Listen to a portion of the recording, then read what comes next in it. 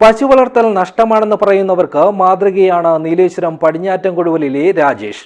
13-ാം വയസ്സിൽ ഒരു പശുവിനെ വളർത്തി തുടങ്ങിയ രാജേഷിന്റെ തൊഴുത്തിൽ കഴിഞ്ഞ ദിവസം പിറന്ന ഇരട്ടക്കുട്ടികളടക്കം 9ഓളം പശുക്കളാണ് ഉള്ളത്. This news sponsored by ഉയർന്ന ഗുണനിലവാരം, തികഞ്ഞ വിശ്വസ്തത, ജനതാ പാൽ.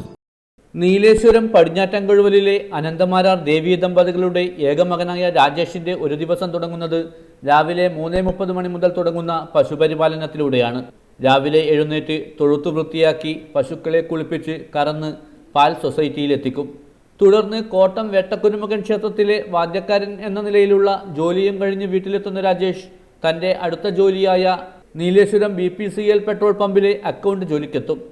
ഈ സമയത്ത് പശുക്കളെ പരിപാലിക്കുന്നത് അമ്മ ദേവിയും ഭാര്യ കനകവല്ലിയും മക്കളായ മൃദുൽ രാജും ദേവിക രാജും കൂടിയാണ്. ജോലി കഴിഞ്ഞ് വീട്ടിലെത്തിയാൽ വീണ്ടും പശുപരിപാലനത്തിൽ സജീവമാകും. തൻ്റെ ജീവിതത്തിലെ എല്ലാ സൗഭാഗ്യങ്ങൾക്കും കാരണം ഈ പശുക്കളാണെന്നാണ് രാജേഷ് പറയുന്നത്. ഇത് 13-ാമത്തെ വയസ്സിൽ തുടങ്ങിയതാണ്. വളരെ കഷ്ടപ്പെട്ട് തുടങ്ങിയത്. പക്ഷെ ഇപ്പോൾ നല്ല വിജയത്തിലേക്കാണ് ഇതിൻ്റെ ഇത് പോകുന്നത്.